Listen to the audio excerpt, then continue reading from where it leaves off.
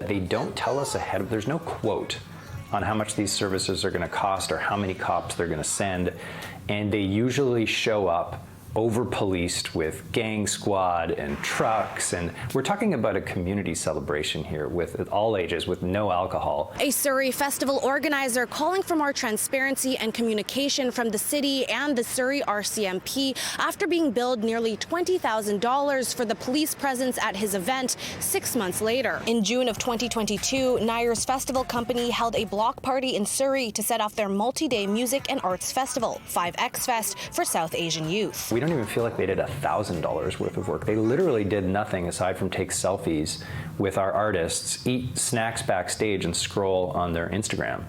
And we're paying them $20,000. So I think there's some issues here. The money went to 10 RCMP officers at $153.20 an hour for 13 hours, according to a cost breakdown from Surrey RCMP. That's $2,000 a cop. The Surrey RCMP told City News in an email that policing costs have gone up over the last few years.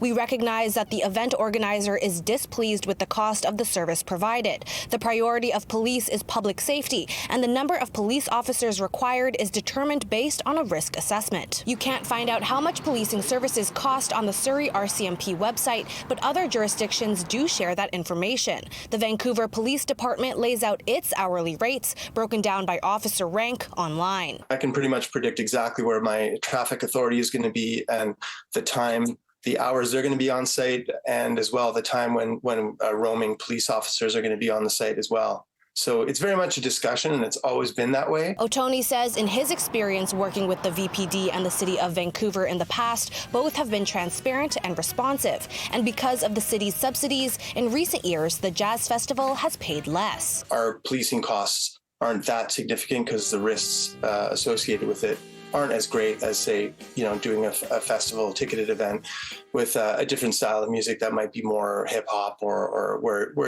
and more alcohol is served. The City of Surrey says in 2019, it gave 5X Block Party a grant covering up to 50% of their policing costs. But in 2022, the majority of the 5X Block Party was a ticketed event and closed to the public, which makes them ineligible to apply as it no longer meets the policing grant program requirements. Nayer says next time he wants more dialogue between the city, the Surrey RCMP, and festival organizers so he doesn't get the same sticker shock. The Surrey RCMP tells City News that in the planning stages, event planners are welcome to inquire as to the projected costs in order to ensure they can adequately budget. But Nayer says that wasn't clear to him. We want to know up front how much it's going to cost us, and we also want the City of Surrey to start encouraging these kinds of events in their city. In Vancouver, Sarah Chu, City News.